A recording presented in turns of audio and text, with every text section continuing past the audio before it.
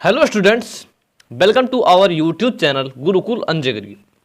तो बच्चों, आज का ये जो हमारा वीडियो है वो है सेमीकंडक्टर फिजिक्स का लेक्चर नंबर 4 और जिसमें हम बात करने वाले हैं जेनर डायोड के बारे में।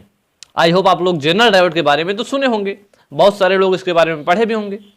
तो जेनर डायोड का ये वन शॉट लेक्चर होगा, इसमें आपको जेनर डायोड के बारे में सारी चीजें बताई जाएंगी और यहाँ पर जेनर डायोड पर कौन कौन से क्वेश्चन पूछे जाते हैं, कैसे कैसे पूछे जाते हैं, वो सारी चीजें आपको आज के इस वीडियो में मिलने वाली हैं। तो बच्चों, ये लेक्चर बहुत ही इंपॉर्टेंट होने वाला है क्योंकि जेनर डायोड एक बहुत ही इंपॉर्टेंट टॉपिक हो जाता है सेमीकंडक्टर फिजिक्स का। तो बिना देर किए हुए लेक्चर को शुरू करते हैं। इसके पहले हम आपको बता देते हैं कि नीचे आपको डिस्क्रिप्शन में हमारे टेलीग्राम चैनल का लिंक दिया हुआ है, आप वहां से जाकर टेलीग्राम चैनल को ज्वाइन कर लीजिए, जहां पर आपको डेली की डेली तो नहीं, लगभग आपको दूसरे तीसरे दिन कुछ इंपॉर्टेंट क्वेश्चंस भेजे जाते हैं, वो भी वोटिंग करके भेजे जाते हैं। आप वहां से उसका आंसर देंगे। अगर आपको आंसर नहीं आता है तो आप अगर कमेंट करते हैं तो आपको वहां पर उसका सॉल्यूशन भी मिलता है।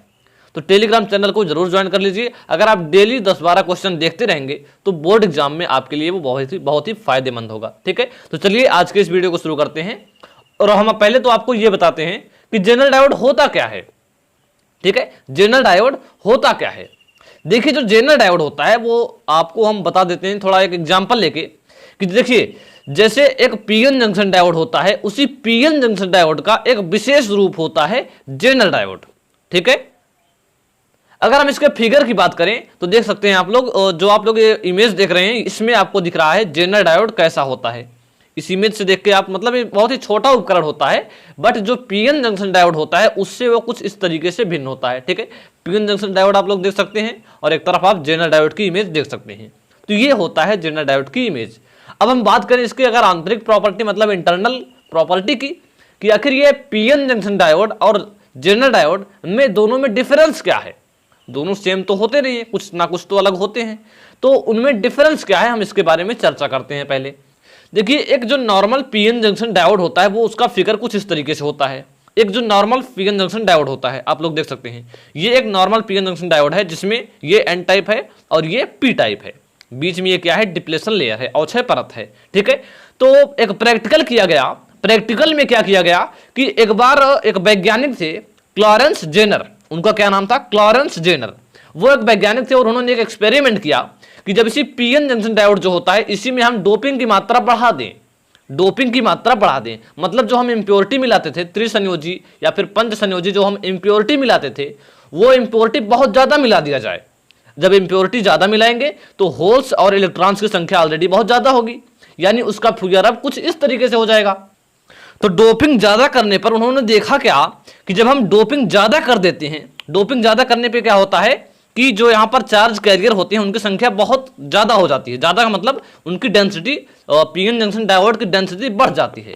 ठीक है, देखिए आप लोग यहाँ पर ये होल्स कितने दूर दूर हैं, यहाँ पर बहुत नजदीक नजदीक हैं। ये देखिए इलेक्ट्रॉन यहाँ पर दूर दूर हैं, यहाँ पर इलेक्ट्रॉन्स नजदीक नजदीक हैं। तो ऐसा करने पे क्या होता है कि जब हम इसको फॉरवर्ड बायस में कनेक्ट करते हैं, जब इसको हम फॉरवर्ड बायस में किसी बैटरी से जोड़ते हैं तो दोनों समान व्यवहार दिखाते हैं। लेकिन जब हम इनको रिवर्स बायस में बैटरी से कनेक्ट करते हैं तो ये दोनों अलग अलग व्यवहार दिखाते हैं। अलग का मतलब ये तो रिवर्स बायस हमने आपको बताया था, लेकिन जब हम इंप्योरिटी ज्यादा मिलाते हैं, डोपिंग ज्यादा करते हैं, तो ये कुछ अलग व्यवहार दिखाने लगता है। अलग व्यवहार क्या दिखाता है, तो इसकी एक अलग प्रॉपर्टी बन जाती है। वो ये रहती है कि इसका एक निश्चित वोल्टेज होता है।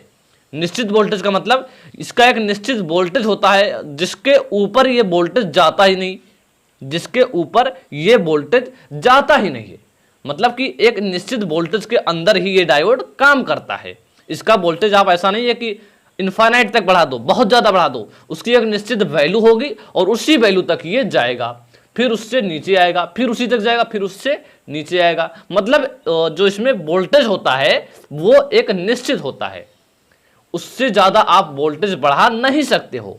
ये एक इसकी मेन प्रॉपर्टी होती है और इसी प्रॉपर्टी का यूज करके हम इसको वोल्टेज रेगुलेटर के रूप में यूज करते हैं। आप लोग जानते होंगे इसको हम वोल्टेज रेगुलेटर के रूप में यूज करते हैं इसी प्रॉपर्टी को लेकर। अब समझने वाली बात यहां पर क्या है कि ये एक नॉर्मल पीएन जंक्शन डायोड है और ये जेनर डायोड हो गया। ठीक है, अब आपको हम एक चीज और बता दें कि जो जेनर डायोड होता है वो रिवर्स बायस में ही काम करता है। अगर आप इसको फॉरवर्ड बायस में कनेक्ट करोगे तो ये इसी, मतलब नॉर्मली पीएन जंक्शन डायोड की भांति व्यवहार करेगा। तो जनरल डायोड जो होता है वो जनरली रिवर्स बायस पर डिपेंडेंट है, ठीक है। रिवर्स बायस में ये जनरल डायोड की भांति व्यवहार करता है। अगर आप इसे फॉरवर्ड में करेंगे तो ये एक नॉर्मली पीएन जंक्शन डायोड की तरह व्यवहार करेगा। यानी जनरल डायोड जो काम करता है वो रिवर्स बायसिंग पर काम करता है, ये आप लोग नोट कर लीजिएगा, ठीक है। ये पॉइंट इंपॉर्टेंट है। जनरल डायोड किस बायसिंग पर काम आता है, यूज होता है, तो वो रिवर्स बायसिंग पर यूज होता है, ठीक है। तो देखिए हम यहाँ पर व्यवहार कैसे अलग दिखाता है, हम इसको समझते हैं। देखिए जो डिप्लेशन लेयर होती है, यहाँ पर पॉजिटिव चार्ज होते हैं जो कि मूव नहीं कर सकते हैं, और यहाँ पर निगेटिव चार्ज होते हैं जो कि मूव नहीं कर सकते हैं। सेम वही चीज यहाँ पर निगेटिव होंगे, ठीक है, यहाँ पर पॉजिटिव चार्ज होंगे जो कि मूव नहीं कर सकते हैं। बात समझ में आई? तो होता क्या है, देखिए चूंकि इसमें जो मूविंग चार्ज कैरियर जो होते हैं जो कि फ्री होते हैं, जैसे यहाँ पर होल्स हुआ, यहाँ पर इलेक्ट्रॉन्स हुआ, इनकी संख्या बहुत कम होती है, और संख्या कम होने की वजह से क्या होता है कि इनका डिप्लेशन लेयर क्या होता है, थोड़ा चौड़ा ज्यादा होता है, और यहाँ पर उनका घनत्व तो बहुत ज्यादा है, होल्स बहुत ज्यादा हैं, इलेक्ट्रॉन्स बहुत ज्यादा हैं, तो यहाँ पर डिप्लेशन लेयर क्या होती है, थोड़ा सा पतली हो जाती है। क्या होती है? थोड़ा सा पतली हो जाती है।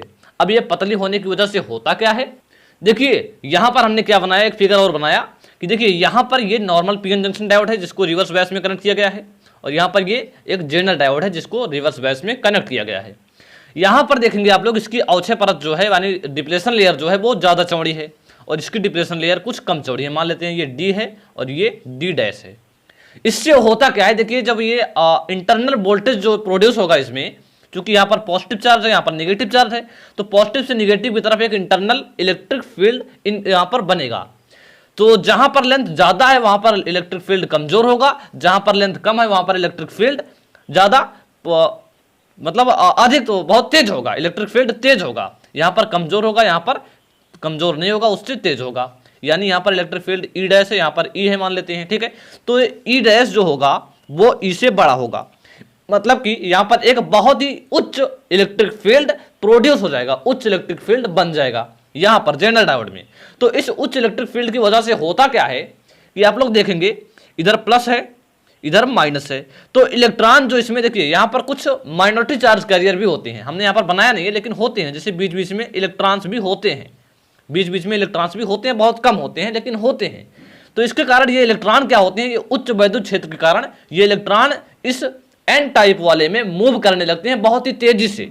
ये इलेक्ट्रॉन इस एन टाइप वाले में, चूंकि किसी भी इलेक्ट्रिक फील्ड में इलेक्ट्रॉन माइनस से प्लस की तरफ मूव करते हैं, तो ये इलेक्ट्रॉन्स जो होते हैं ये पी टाइप से एन टाइप की तरफ बहुत तेजी से मूव करने लगते हैं।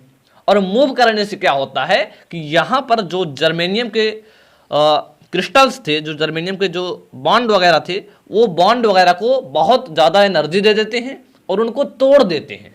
देखिए ये एक नॉर्मल कंडीशन में होता है, ये एक नॉर्मल कंडीशन में होता है कि ये मूव करने लगते हैं। लेकिन जब हम एक्सटर्नल इलेक्ट्रिक फील्ड जब हम बढ़ाते हैं, क्योंकि ये रिवर्स बायस में होता है, रिवर्स का मतलब कि इधर प्लस होगा और इधर माइनस होगा, तो जब हम एक्सटर्नल इलेक्ट्रिक फील्ड बढ़ाते हैं तो ये और तेजी से गति करने लगते हैं, जिसके कारण ये जर्मेनियम के क्रिस्टल में से बॉन्ड को तोड़ देते हैं और यहाँ से फिर से एक इलेक्ट्रॉन और होल प्रोड्यूस हो जाते हैं, जिस कारण से इसमें बहुत ही तेजी से धारा प्रवाहित होने लगती है और ये एकदम सुरक्षित तौर पर काम करने लगते हैं। यहाँ पर ब्रेकडाउन तो होता है लेकिन इससे इस डायोड पर कोई गहरा प्रभाव नहीं पड़ता है। यहाँ पर जो ऊष्मा होती है वो इसको खराब नहीं कर पाती है, ये मशीन मतलब सुचारू रूप से काम करता रहता है। जनरल डायोड की एफिशिएंसी को अगर हम आपको कुछ इस तरीके से समझाएं तो आपको ज़्यादा बेहतर समझ में आएगा। जैसे देख सकते हैं आप लोग, एक आम का पेड़ है और एक बांस का पेड़ है, बांस आप लोग जानते होंगे, एक आम का पेड़ है और एक बांस का पेड़ है। जब बहुत तेजी से आंधी तूफान आएगा, मतलब कि हम उसको जनरल डायोड में ब्रेकडाउन वोल्टेज मान के चल रहे हैं कि जब ब्रेकडाउन वोल्टेज आता है, यानी कि जब एक बहुत तेज से आंधी तूफान आता है तो देखिए आम का पेड़ जो होता है वो टूटकर गिर जाता है, बहुत तेजी से आंधी तूफान आता है। लेकिन वहीं पर बांस के पेड़ को अगर आप लोग देखेंगे तो वो भी एकदम वो मतलब एकदम जमीन को छू सकता है लेकिन टूटेगा नहीं, आंधी जाते ही फिर से वो अपनी पोजीशन पर आ जाता है। तो सेम वही पोजीशन यहाँ पर भी होती है जनरल डायोड में। जब ब्रेकडाउन आता है तो वो बहुत मतलब हीट तो होती है, वो मतलब कि जमीन को छू जाता है, लेकिन जैसे ही ब्रेकडाउन खत्म होता है फिर से वो अपनी पोजीशन पर आ जाता है, मतलब खराब नहीं होता है। और वहीं पर एक नॉर्मल पीएन जंक्शन डायोड बहुत तेजी से जब ब्रेकडाउन होता है, बहुत तेजी से करंट फ्लो होने लगता है, तो जो हीट प्रोड्यूस होती है उससे पीएन जंक्शन डायोड खराब हो जाता है, खत्म हो जाता है। लेकिन जेनर डायोड खराब नहीं होता है, वो प्रॉपरली वर्क करता रहता है। तो ये कुछ होता है जेनर डायोड। अब अगर हम बात करें इसके यूज की, तो अगर आपको सिंपली बताना चाहें तो इसका यूज वोल्टेज रेगुलेटर के रूप में होता है। क्योंकि इसका वोल्टेज जो होता है वो एक कांस्टेंट नहीं होता है, कांस्टेंट नहीं बोल सकते, एक निश्चित वैल्यू होती है, उसी के अंडर में रहता है, उसी तक जा पाता है। ठीक है। अब अगर हम इसका दूसरा यूज बताएं तो इसका यूज होता है स्विच के रूप में। स्विच का मतलब जैसे लाइट ऑफ करने वाला स्विच होता है, सेम उसी तरीके से एक डायोड का भी स्विच होता है। जैसे अगर आप लोग हम बताएं कि जो अब आप लोग मॉल वगैरह में जाते होंगे, जहां पर क्या लगा रहता है, दरवाजा लगा रहता है, जैसे आप लोग उसके पास जाते हो अपने आप डोर क्या होता है, ओपन हो जाता है, और जैसे अंदर चले जाते हो अपने आप फिर से बंद हो जाता है। तो वहां पर भी इसी डायोड का यूज हुआ रहता है। ठीक है। तो ये हुआ डायोड का यूज। और डायोड किस बायसिंग में यूज होता है, रिवर्स बायसिंग में। तो ये 3-4 चीजें आप लोग याद रखेंगे जो कि आपको एग्जाम में पूछी जा सकती हैं। तो आज के लिए बस इतना ही। नेक्स्ट लेक्चर में हम बात करेंगे रेक्टिफायर के बारे में कि हाफ वेव रेक्टिफायर और फुल वेव रेक्टिफायर क्या होता है। एक चीज आपको बता दें कि आप लोग यार वीडियो देखा करो तो यार थोड़ा कमेंट कर दिया करो। कमेंट करने से हम लोगों का उत्साह बढ़ता है, तो कमेंट जरूर किया करो। वीडियो लाइक करो ना करो इससे आपकी मर्जी है, बाकी कमेंट जरूर कर दिया करो। ठीक है। कमेंट करोगे तो हमारा उत्साह थोड़ा बढ़ेगा और हमको भी पता चलेगा कि हमारी वीडियो देख कौन कौन रहा है। तो आप लोग जो भी इस वीडियो को देखो, इसलिए हम इसको लास्ट में बोल रहे हैं कि आप लोग अगर वीडियो को फुल देखो तभी आप कमेंट करो। ठीक है। तो अगर आप वीडियो को अच्छा लग रहा है तो कमेंट कीजिए, कोई डाउट हो तो कमेंट कीजिए, या फिर कोई अगर वीडियो में कमी रह गई हो तो आप उस पर भी कमेंट कर सकते हो। ठीक है। तो कमेंट जरूर किया करो। आई होप आपको समझ में आ गई होंगी सारी चीजें। मिलेंगे नेक्स्ट क्लास में, तब तक के लिए जय हिंद, वंदे मातरम।